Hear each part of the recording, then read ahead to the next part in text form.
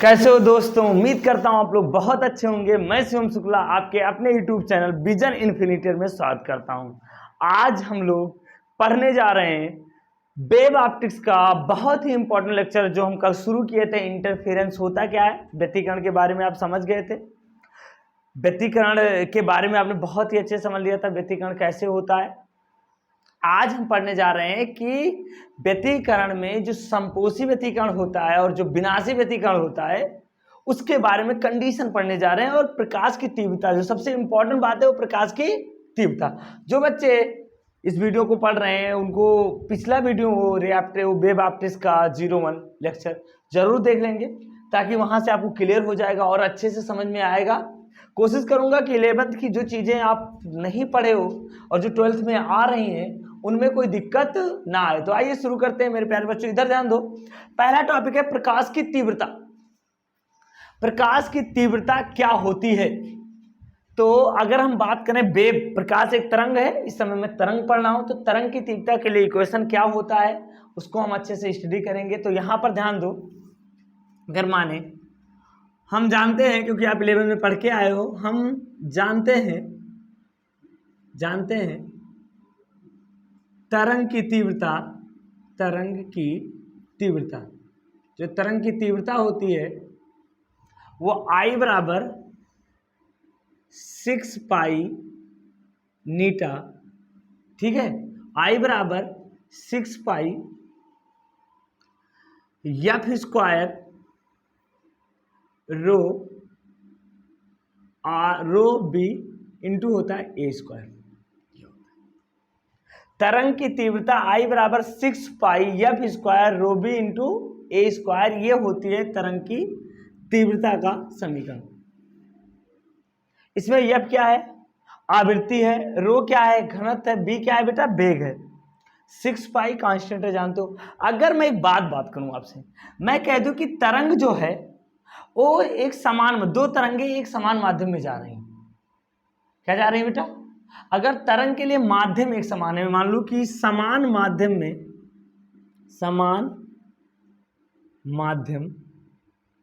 में समान आवृत्ति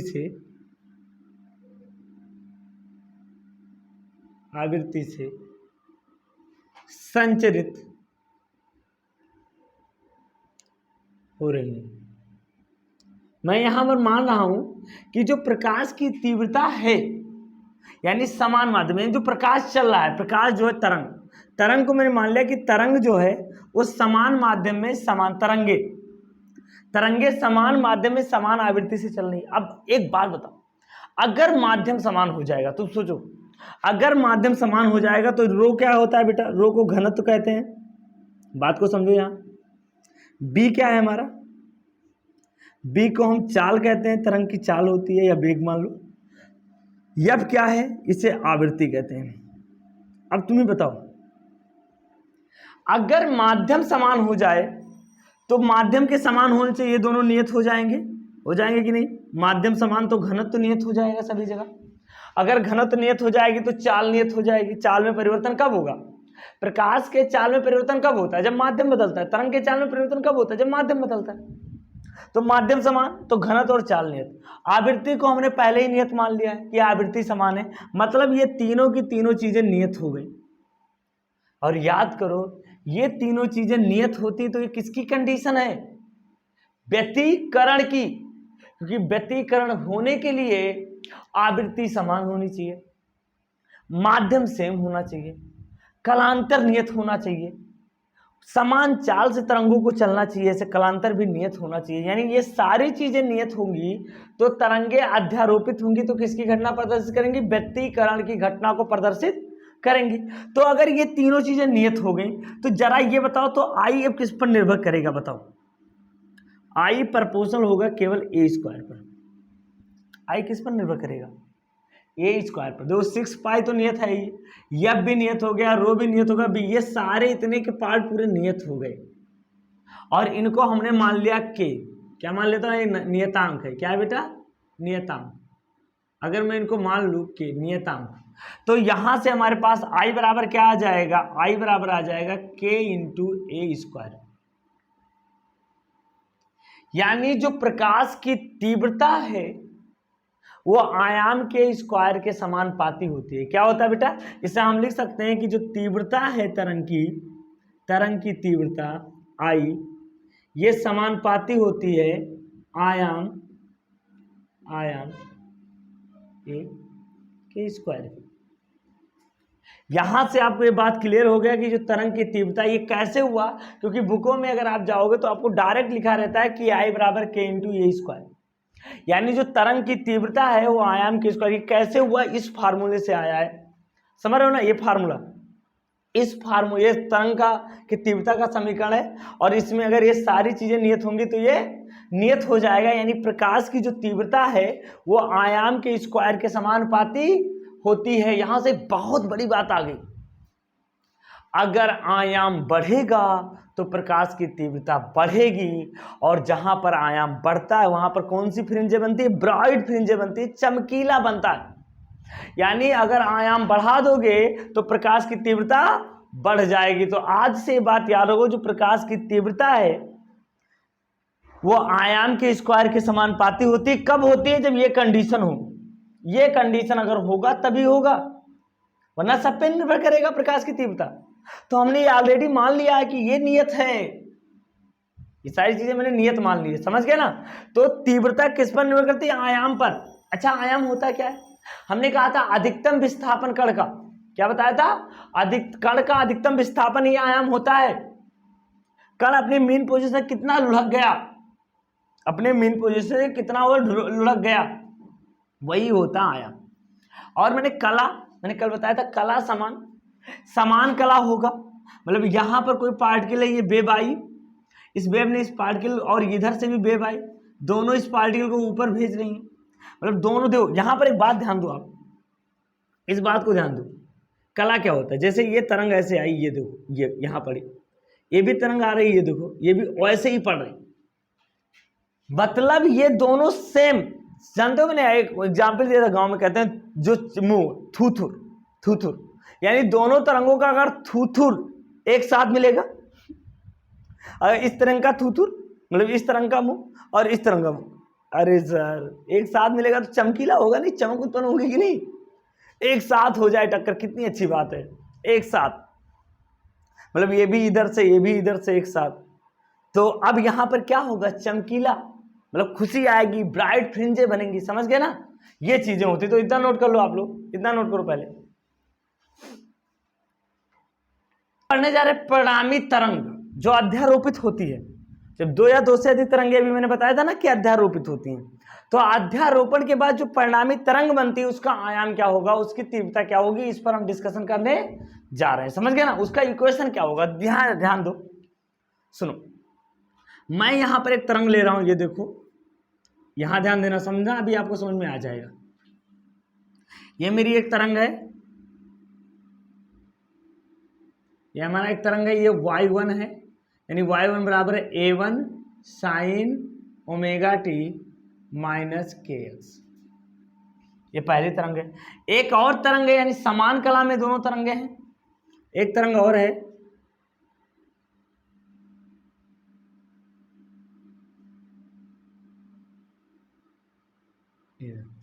ये तरंग है हमारा y2 बराबर है a2 sine omega T minus kx, ये पहली तरंग और दूसरी तरंग। अब ये जब सेम फेज में मिलेंगी, समान थूथुर अगर मिलेगा तरंगों का, समान मुंह, क्या बात है सर, ये वाला बात मजा आ जाता है ना।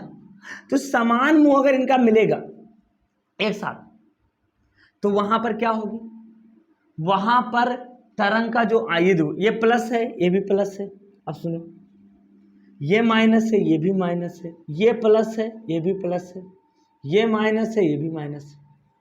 तो जो परिणामी तरंग होगा, तुम सोचो क्या होगा, परिणामी तरंग का आयाम, इसका आयाम मैंने मान लिया a1 है, जरा देखो, इसका आयाम a1 है, इसका आयाम मैं मान लेता हूं कि ये a2 है। अब तुम्हें बताओ, तो जो परिणामी तरंग बनेगा ना, यही है परिणामी तरंग,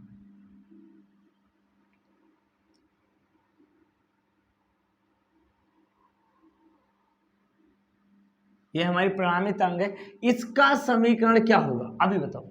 तरंग का समीकरण क्या होता है, तरंग का समीकरण होता है y बराबर a sin omega T minus के एक्स। मैंने आपको बताया था, बहुत अच्छे से बताया था कि तरंग का तो परिणामी तरंग भी तो एक तरंग है,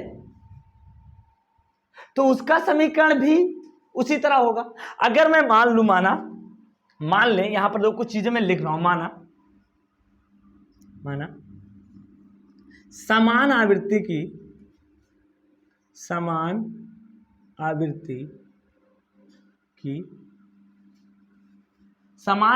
की दो तरंगे जिनका आयाम क्रमशः a1 व a2 है। मैंने मान लिया कि समान आवृत्ति की दो तरंगे हैं जिनका आयाम क्रमशः a1 व a2 है। और सुनो, दोनों तरंगों के बीच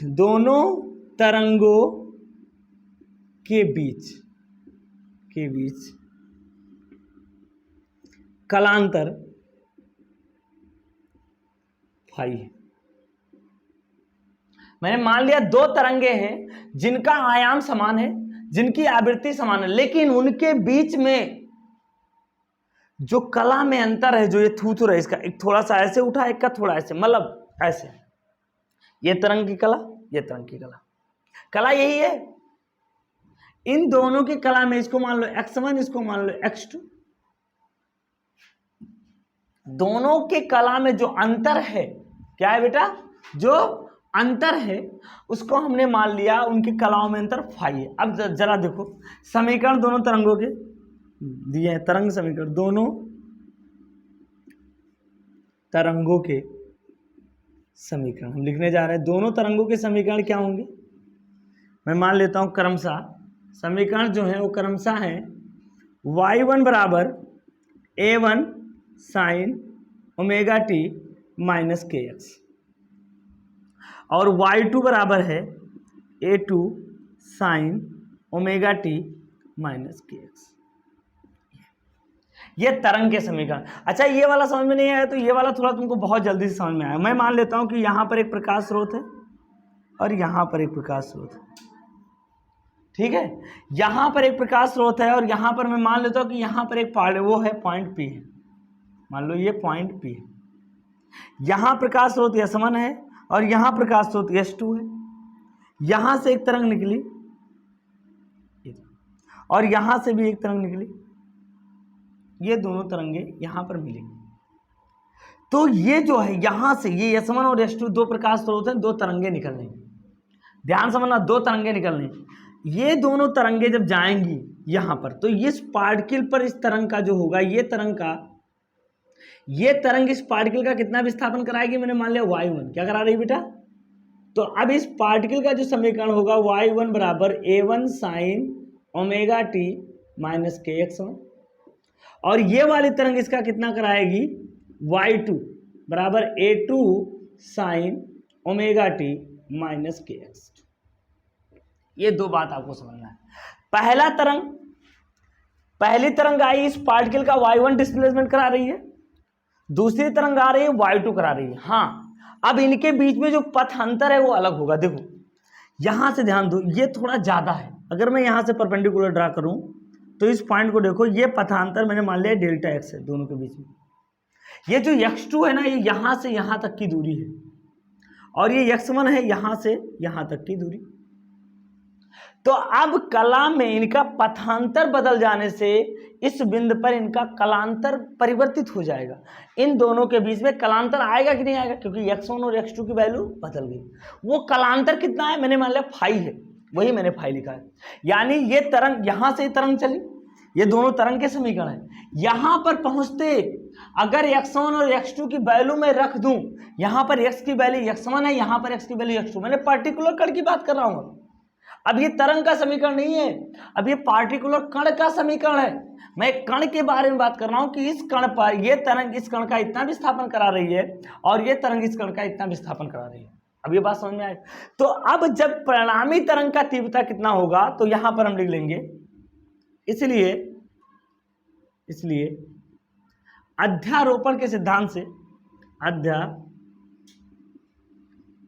अध्यारोपण के सिद्धांत से, अध्यारोपण के सिद्धांत से परिणामी तरंग की तीव्रता, परिणामी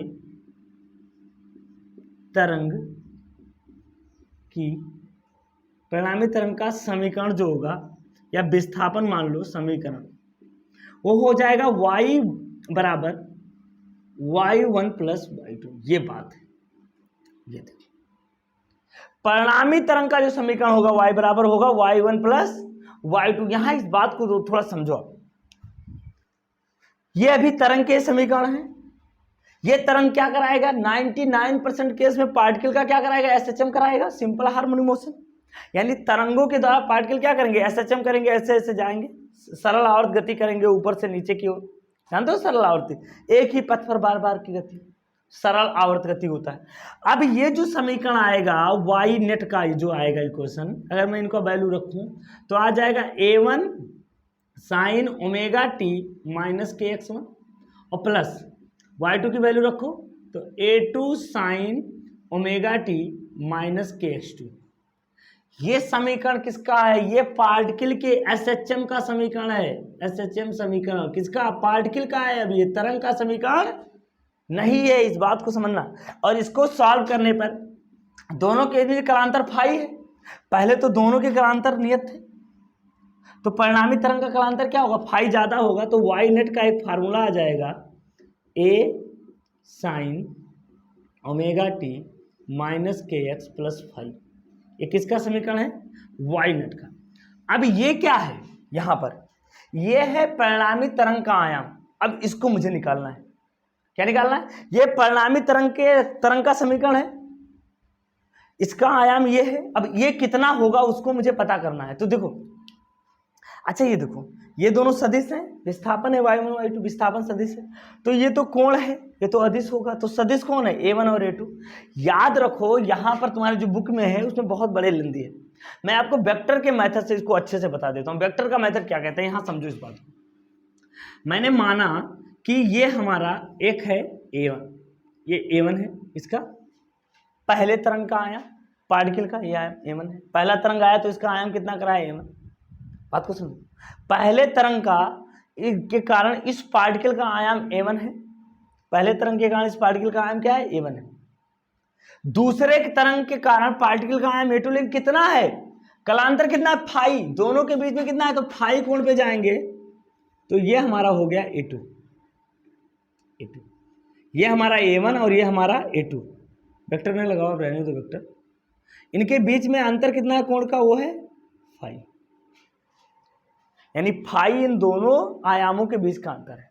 अब देखो यहां से परिणामी तरंग की आयाम कितना होगा? दोनों वेक्टर है ना, याद करो पैरेललोग्राम मेथड, वेक्टर का ज्योमेट्री, उसमें जो परिणामी तरंग का आयाम होगा वो होगा ए। यही परिणामी तरंग का आयाम। अगर मैं इनको थोड़ा सा ऐसे और छोटा बना दूं, ये देखो ऐसे, ये हमारा परिणामी। अच्छा ये बताओ, तो आपको पता है कि अगर एक वेक्टर ये होता था, एक वेक्टर बी होता था, इनके बीच में कोण अगर थीटा होता था, और ये वेक्टर हमारा आर होता था, तो आर बराबर क्या लिखते थे हम लोग? Under root a square plus b square plus 2ab cos theta, ये तो लिखते थे। तो यहां पर ये तो परिणामी तरंग के लिए क्या हो जाएगा? आता परिणामी तरंग का आयाम क्या हो जाएगा बेटा? परिणामी तरंग का आयाम, परिणामी तरंग का जो आयाम होगा वो होगा ए बराबर, यहां से क्या निकलेगा? Under root a1 square plus a2 square plus 2a1 a2 cos phi. ये देखो, ये हमारा आ गया परिणामी तरंग का आयाम। तो परिणामी तरंग का आयाम आपको ज्ञात करना था, तो परिणामी तरंग का ये समीकरण है, सिंपल हार्मोनिक समीकरण है, और यह है परिणामी तरंग का आयाम। वेक्टर मेथड से बहुत आसान है, क्योंकि नहीं तो उसमें तुम कास फाई साइन फाई मानोगे, बहुत लंबी हो जाएगा, समझ रहे हो ना। तो यहां पर परिणामी तरंग का आयाम हमारा आ गया ये बराबर अंडर। अब ये बात आपको समझ में आ गई कि सर परिणामी तरंग होता क्या है, कैसे आया, समझ गए ना बात को? तो इतना नोट करो, समझ गए हो तो। यहां ध्यान दो, परिणामी तरंग का आयाम कितना है बेटा? परिणामी तरंग का आयाम, आयाम आपका आया a बराबर under root a1 square plus a2 square plus 2a1 a2 cos phi. ये हमारा आ गया परिणामी तरंग का आयाम आ गया। अब बात को थोड़ा समझो, ये डिपेंड किस पर कर रहा है? cos फाइव पर। जो आयाम है वो डिपेंड किस पर कर रहा है? फाइव पर। कलांतर, दोनों तरंगों के बीच में कलांतर कितना है, इस बात पर ए का मान डिपेंड कर रहा है। अगर मैं बात कर लूं कि अधिकतम आयाम क्या हो बेटा, पहला केस फर्स्ट है, केस फर्स्ट में मैं लेता हूं अधिकतम आयाम के लिए क्या हो जाए बेटा, जब आयाम अधिकतम होगा कब होगा, जब मैं मान लूं जब cos फाइव बराबर हो जाए 1, क्या हो जाए, cos फाइव का मान 1 हो जाएगा। देखो तब, अर्थात मतलब ये क्या है, cos फाइव 1 कब होगा, अर्थात cos फाइव का अधिकतम मान कितना होता है, 1 होता है ना। cos फाइव अगर 1 होगा इसका मतलब क्या हुआ कि ये हो जाएगा, ए हो जाएगा अधिकतम, अधिकतम हो जाएगा, ए का मान क्या हो जाएगा, अधिकतम। अगर cos फाइव का मान 1 हो गया तो ये मतलब अधिकतम हो जाएगा। तो यहां पर रखो तो ए मैक्स बराबर कितना आ जाएगा, ए मैक्स बराबर आ जाएगा under root a1 square plus a2 square plus 2a1 a2, ये तो आ जाएगा। cos फाइव का मान 1 रख देंगे।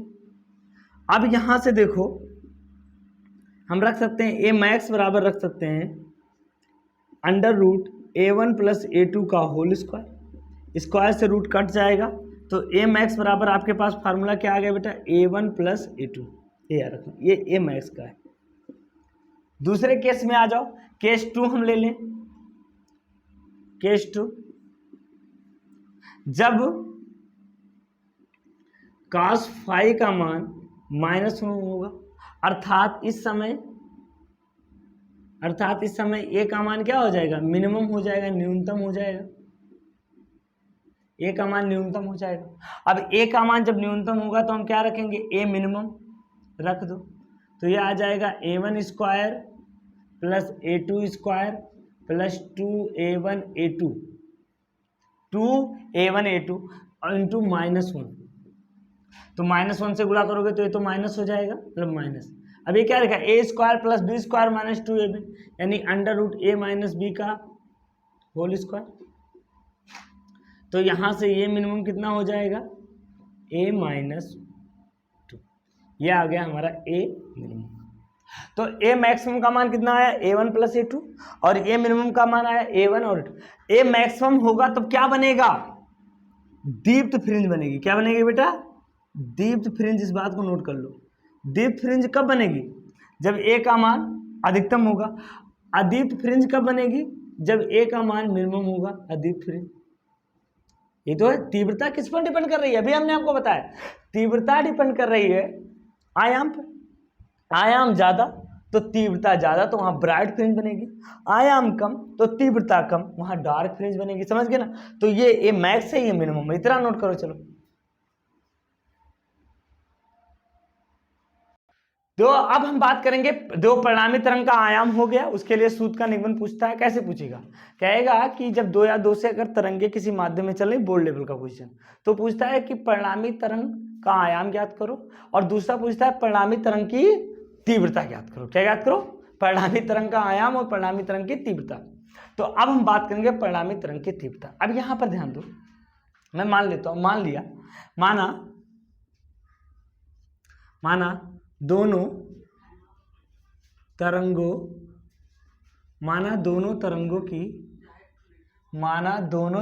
की आवृत्ति नहीं, दोनों तरंगों का आयाम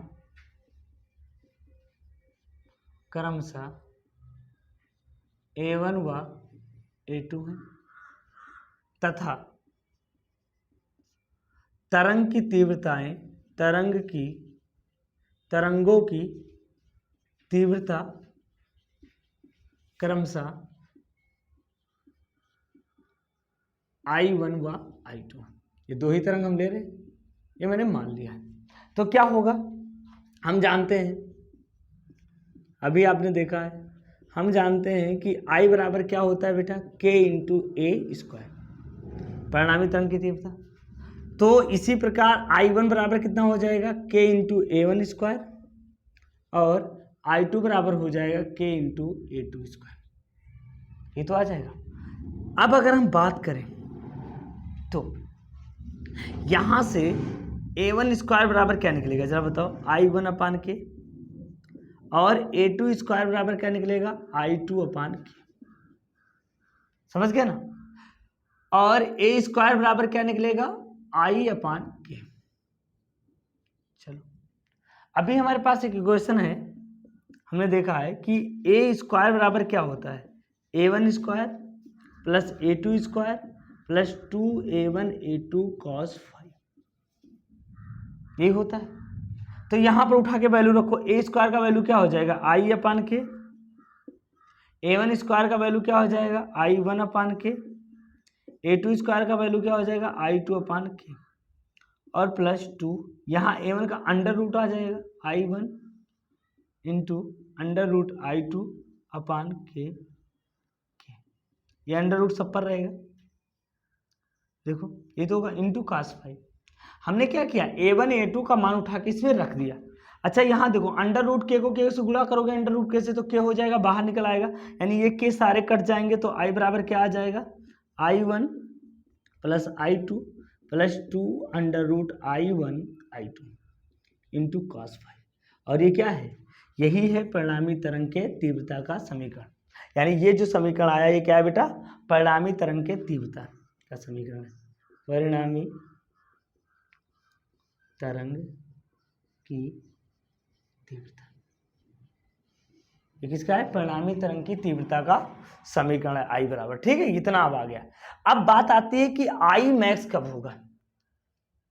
तो अगर मैं केस फर्स्ट मान लू, I मैक्स कब होगा, यानी मैक्स कब होगा I, चमकेगा कब भाई, चमकेगा जब आयाम ज्यादा होगा, यानी केस फर्स्ट है। I मैक्स बराबर क्या होगा बताओ, I मैक्स बराबर हो जाएगा k इंटू ए मैक्स स्क्वायर, यानी आयाम ज्यादा तो तीव्रता ज्यादा। अच्छा ए मैक्स का मान क्या है बेटा बता दो, तो I मैक्स बराबर है k इंटू ए मैक्स का मान है A1 प्लस A2 का होल स्क्वायर। ये लो, तो ये तो I मैक्स हो गया। दूसरा केस है, केस 2 हम बात कर लें, I मिनिमम। तो I मिनिमम कब होगा, जब आयाम मिनिमम होगा, तो A मिनिमम का होल स्क्वायर। तो यहाँ पर अगर उठा के हम रखें वैल्यू को, तो I मिनिमम बराबर हो जाएगा k A1 माइनस A2 का होल स्क्वायर। अब जरा अगर इन दोनों को भाग दे दें हम, तो I मैक्स बटा I मिनिमम, तो I मैक्स बटा I मिनिमम बराबर हो जाएगा k A max square upon k A minimum square. तो k से k कट गया, तो यहां से हमारे पास आ सकता है I मैक्स बराबर I मैक्स बटा I मिनिमम बराबर आ सकता है, A मैक्स का मान क्या आया, A1 प्लस A2 का होल स्क्वायर और बटा A1 माइनस A2 का होल स्क्वायर, यानी न्यूनतम और अधिकतम तीव्रताओं का अनुपात ये आ जाएगा। ठीक है, इस पर सवाल बहुत आते हैं, सारे इंपॉर्टेंट जो डिब्बे में है वो स्पेशल चीज है, कभी तो डिब्बे में संभाल के रखा है, तो इनको तुम भी संभाल के रख लेना। ठीक है बेटा, इतना नोट कर लो, आप लोग नोट करो, इतना नोट करो, ध्यान दो। अब हम पढ़ने जा रहे हैं संपोषी व्यतिकरण के लिए क्या क्राइटेरिया है। मैंने बताया संपोषी व्यतिकरण वहां बनता है जहां द्वित फ्रिंजें बनती है। द्वित फ्रिंजें कब बनेंगी, जहां तीव्रता अधिकतम होगा, और तीव्रता अधिकतम कब होगा, जहां आयाम अधिकतम होगा। यानी संपोषी व्यतिकरण के लिए क्या होता है, तीव्रता अधिकतम होती है। क्या होती है बेटा, संपोषी, देखो यहां पर मैं लिख देता हूं, संपोषी व्यतिकरण की स्थिति में, व्यतिकरण में दीप्त फ्रिंजें बनती है। क्या बनती है, दीप्त फ्रिंजें बनती है। यानी संपोषी व्यतिकरण में कौन सी फ्रिंजें बनती है, दीप्त फ्रिंजें बनती है। अर्थात कहने का मतलब है, अर्थात प्रकाश की तीव्रता अधिकतम होती है, अर्थात प्रकाश की तीव्रता अधिकतम होती है। यानी संपोषी व्यतिकरण अगर आपको कराना है तो प्रकाश की तीव्रता क्या होगी, अधिकतम होती है। ये बात ध्यान दो। तो पहला पॉइंट तो ये हुआ संपोषी व्यतिकरण का। अब आप बताओ, हमको पता क्या है, हमें पता है A बराबर under root A1 square plus A2 square plus 2A1 A2 cos phi. अब हमें कह रहा है कि समपोषी व्यतिकरण हो रहा है, तो समपोषी व्यतिकरण के लिए और एक और हम जानते हैं I बराबर अभी देखा है I1 plus I2 plus 2 under root I1 I2 cos phi. ये तो देखा। इन दोनों स्थितियों में एक बात ध्यान से आप देखो, समपोषी व्यतिकरण कब होगा, मतलब प्रकाश की तीव्रता अधिकतम होनी चाहिए, और प्रकाश की तीव्रता अधिकतम कब होगा, जब A और I ये मैक्सिमम हो।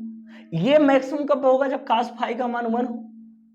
यानी अधिकतम कंडीशन के लिए हमें, अधिकतम के लिए दीप्त फ्रिंज के लिए क्या हो जाएगा बेटा, दीप्त फ्रिंज के लिए cos फाई का मान क्या होना चाहिए, 1। अगर मैं cos फाई का मान 1 रख दूं तो यहां से A मैक्स निकलेगा, तो A मैक्स बराबर आ जाएगा A1 प्लस A2 और I मैक्स आ जाएगा के A1 प्लस A2 का होल स्क्वायर, यानी cos फाई का मान 1 हो जाएगा।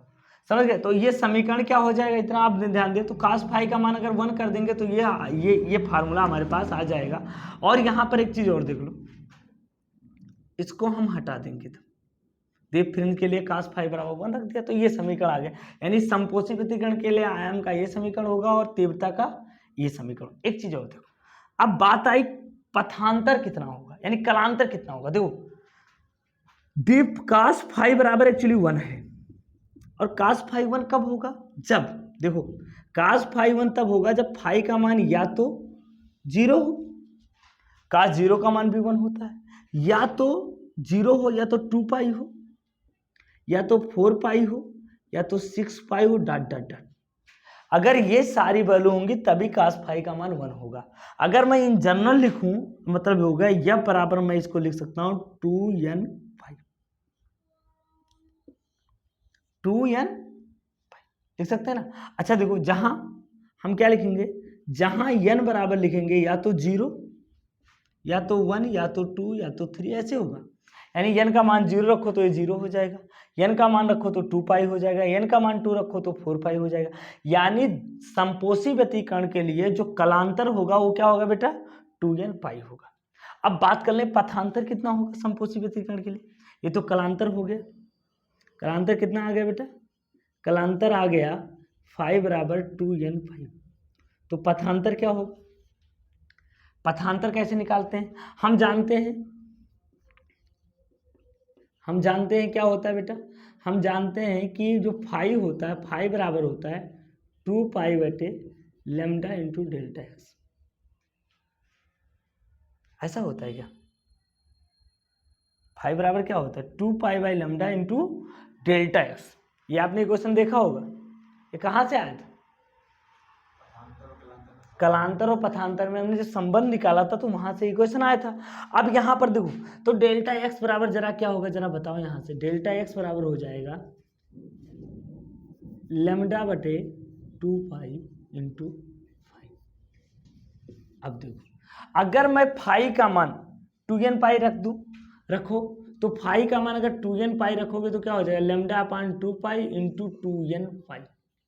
तो पाई से पाई, 2 से 2 मर गया, तो यहां से आ गया, यहां से मेरे पास आ गया डेल्टा एक्स बराबर जो आ गया वो n लैम्डा आ गया। ये देखो, जहां n बराबर क्या होगा, ये बात बहुत इंपॉर्टेंट है, जहां n बराबर 0, 1, 2, 3, यानी समपोषी व्यतिकरण के लिए 4 बातें याद रखना है कि पथांतर होगा n लैम्डा होगा, दीप्त फ्रिंजों के लिए कलांतर होगा 2n पाई, और देख लो आयाम होगा a max A1 plus A2 और I मैक्स होगा। ये सारी बातें किसके लिए बेटा, समपोषी व्यतिकरण के लिए। इनको अच्छे से आप नोट कर लो, यानी समपोषी व्यतिकरण अगर होगा तो ये कंडीशन होल्ड करेंगे, और ये बहुत ही इंपॉर्टेंट है।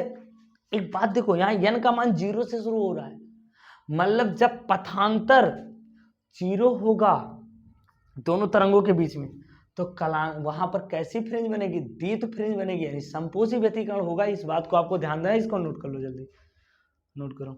यहां ध्यान दो, विनाशी व्यतिकरण के लिए कंडीशन होता है अधिक फ्रिंजें बनती है, यानी प्रकाश की तीव्रता न्यूनतम होना चाहिए, इसका मतलब आयाम न्यूनतम होगा।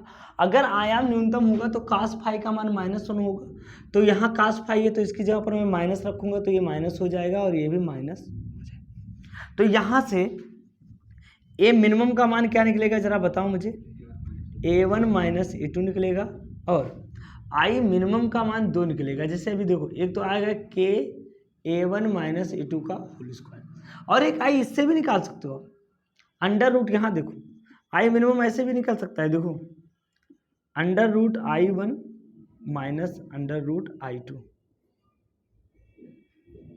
आ गया ना। देखो ए अंडर रूट I1 का square plus under root I, इसको ऐसे कर सकते हो, ये भी हमारा क्या है, आई मिनिमम भी है, तो ये मिनिमम होगा। अब दूसरी बात क्या है, मिनिमम अगर हो गई थी बता, मतलब चूंकि कास फाई का मान 1 आ गया -1, इसका मतलब क्या हो, कास फाई -1 कब होता है, जब फाई का मान या तो पाई हो, या तो 3 पाई हो, या तो 5 पाई हो, या तो 7 पाई हो। अगर ऐसे मान आते हैं तो कास फाई का मान क्या होता है, -1 होता है। और इसको अगर मैं इन जनरल लिखूं तो फाई का मान लिख सकता हूं 2n - 1 इंटू पाई। ये देखो जहां हम लिख सकते हैं n बराबर लिख सकते हैं, n का शुरुआत यहां से 1 से होगा, 1 2 3 4 5। n का मान 1 रखो तो क्या आ जाएगा, 2 1 जा 2 यानी पाई आ जाएगा, 2 रखोगे 3 5 4, ये है ऑड के लिए, समझ गए ना। अब आ जाओ हम बात कर लें पथांतर। चूंकि हम जानते हैं, अभी आप भी जानते हैं, हम जानते हैं कि फाई बराबर होता है 2 पाई बटे लेमडा इंटू डेल्टा एक्स। तो यहाँ से डेल्टा एक्स बराबर क्या आ जाएगा बेटा, फाई लेमडा बटा 2 पाई, पलट दो। अच्छा फाई का मान यहाँ पर उठा के रखो तो क्या आ जाएगा, डेल्टा एक्स का मान 2n - 1 इंटू पाई अपान लेमडा बटा 2 पाई। तो पाई से पाई कट गया तो डेल्टा एक्स बराबर आ गया 2n - 1 इंटू लेमडा बटे 2। ये किसके लिए है, ये हमारी विनाशी व्यतिकरण के लिए पथांतर और कलांतर। यहाँ n का शुरुआत होगा 1 से, ध्यान देना। संपोषी व्यतिकरण में n का जो मान होता है वो 0 से लेते हैं, विनाशी व्यतिकरण में n का मान कहाँ से लेते हैं, 1 से लेते हैं। इस बात को ध्यान देना, ये बात जरूरी है, बहुत जरूरी है, ठीक है, इतना आप लोग। अच्छा ये बताओ, अगर मैं n का मान रखता जाऊं तो यहाँ लेमडा का मान क्या निकलेगा जरा बताओ, ये डेल्टा एक्स का मान, तो डेल्टा एक्स का मान क्या निकलेगा जरा बताओ। n का मान 1 रखो तो लेमडा बाई 2 हो जाएगा, n का मान 2 रखो तो 2 दूनी 4 में से 3 यानी 3 लेमडा बाई 2 आ जाएगा, यानी 5 लेमडा बाई 2 आ जाएगा। यानी इन सारे अगर पथांतर इतना है तो वहां सभी जगह अदीप्त फ्रिंजें बनेंगी। क्या बनेंगी, कलांतर पाई 3 पाई 5 पाई 7 पाई अगर है तो अदीप्त फ्रिंजें बनेंगी। पथांतर अगर लेमडा बाई 2 है, 3 लेमडा बाई 2 है तो भी अदीप्त फ्रिंजें बनेंगी। इनको बहुत ही अच्छे से, ये जो डिब्बे में बहुत इंपॉर्टेंट है, इनको अच्छे से याद कर लेना, ठीक है, इतना नोट कर लो, आप लोग नोट करो। हेलो, यहां ध्यान दो बेटा, अब हम लोग एक स्पेशल फार्मूले का डेरिवेशन करने जा रहे हैं, कंडीशन, जो पेपर में बहुत इंपॉर्टेंट होता है क्वेश्चन करके बोर्ड के लिए। जैसे हमें हमारे पास एक फार्मूला है, यहाँ पर ध्यान दो, हम जानते हैं, जो अभी हमारे पास फार्मूला आया है, हम जानते हैं कि जो परिणामी तरंग का आयाम ये है under root A1 square plus A2 square plus 2A1 A2 cos phi. अच्छा जरा समझो, ऐसा भी हो सकता है कि दोनों तरंगों के आयाम बराबर हो जाए। अगर मैं मान लूँ, माना दोनों तरंगों के आयाम समान है, दोनों तरंगों के आयाम समान है। अब तुम्हें बताओ, अगर दोनों तरंगों के आयाम समान होंगे, मतलब अर्थात हम लिख सकते हैं कि A1 बराबर A2 बराबर A में मान लो, मैंने मान लिया दोनों तरंगों के आयाम समान है। जरा इसमें रखो तो क्या आ जाएगा, तब एक नया फार्मूला आएगा बहुत मजेदार। देखो A square plus A square plus 2 into a into cos phi. ध्यान देना, यहां से हमारे पास ये बराबर आ जाएगा under root 2a square plus 2a square cos phi. जरा इनको कॉमन कर लो, तो जब 2a स्क्वायर को कॉमन करोगे ऐसे तो यहाँ क्या बचेगा, 1 प्लस कॉस फाई। अब ये देखो, ट्रिग्नोमेट्री में हाई स्कूल में आपने बहुत अच्छे से पढ़ा होगा कि कॉस फाई बराबर होता है, कॉस फाई बराबर होता है 2 कॉस स्क्वायर 5/2 -1, ये फार्मूला होता है। तो यहां से देखो ये फार्मूला होता है, जो नहीं पढ़े क्या करें, यार मैथ भैया, मैथ फिजिक्स के बिना अधूरी है। तो अब बायोलॉजी वाले बच्चों के लिए मैं क्या कर सकता हूँ, यहाँ से देखो 2, अच्छा ये 1 को इधर लाओ, तो 1 प्लस cos 5 बराबर क्या आ जाएगा, 2 cos स्क्वायर 5/2 हो जाएगा ना। तो यहाँ पर मैं इसको यहाँ रख दूँ उठा के, चलो रखो, और जब रखोगे तो क्या होगा मेरे लाला, 2 इंटू कास स्क्वायर 5/2, ये आ गया ये। अब जरा यहाँ पर देखो, इनको अंडर रूट से बाहर करो तो 2 है 2 बार, तो यहाँ एक ही 2 निकलेगा, इंटू ये निकलेगा इंटू कास 5/2। ये बड़ा मजेदार क्वेश्चन आ गया। ये देखो, अगर आयाम समान होंगे तो परिणामी तरंग के आयाम के लिए ये वाला फार्मूला आप लगाओगे। अब जरा परिणामी तरंग की तीव्रता भी देख लें हम लोग, आयाम समान तो तीव्रता भी समान होगी, चूंकि क्या है, चूंकि आयाम समान है, क्या है बेटा, आयाम समान है। अगर आयाम समान है तो तीव्रता भी क्या होगी बेटा, तीव्रता भी समान होगी, समान होगी, यानी दोनों तरंगों की तीव्रता समान होगी। अब अगर तीव्रता समान होगी, जरा ये बताओ मुझे, तीव्रता समान है तो हम मान सकते हैं ना, माना I1 बराबर I2 बराबर मैं मान लूँ I0, ये मान लिया। तो देखो हमें पता क्या है, रिजल्ट पर I बराबर होता है I1 plus I2 plus 2 under root I1 I2 cos 5। चलो अब उठा के रख दो I1 I2, आयाम समान है तो तीव्रता समान होगी, जाहिर सी बात है, याद रखना, आयाम समान तो तीव्रता समान। तो यहाँ से I बराबर क्या निकलेगा, देखो I0 plus 2 under root I0 cos 5। चलो इनको बाहर करो तो I बराबर क्या निकलेगा, 2I0 प्लस 2I0, अरे का अंडर रूट हट जाएगा ना, 2 बार I0 है, तो यहाँ I बराबर क्या आ जाएगा, 2I0 कॉमन कर लो तो क्या बचेगा, 1 प्लस cos 5। और अभी आपने देखा 1 प्लस cos 5 का मान क्या होता है, 2I0 इंटू 2 cos स्क्वायर 5/2, ये तो होता है 1 प्लस cos 5 का मान। उठा के रख दिए तो I बराबर यहाँ से क्या आ गया, 4I0 इंटू cos स्क्वायर 5/2, ये हमारा आ गया परिणामी तरंग की तीव्रता का समीकरण। तो ये दोनों समीकरण बहुत ही इंपॉर्टेंट है, यानी अगर आयाम समान होगा तो ये वाला समीकरण होगा परिणामी तरंग की तीव्रता का, और परिणामी तरंग के आयाम का ये क्वेश्चन के लिए बहुत ही इंपॉर्टेंट है। मुझे उम्मीद है कि आज आप लोगों को ये छोटा सा टॉपिक बहुत अच्छे से समझ में आया होगा, और सच में कह रहा हूँ कि सब कुछ त्याग के पढ़ाई करो, चमक जाएगा और खुद भी चमक जाओगे। बेस्ट आप लोग माय डियर स्टूडेंट। अब थोड़ा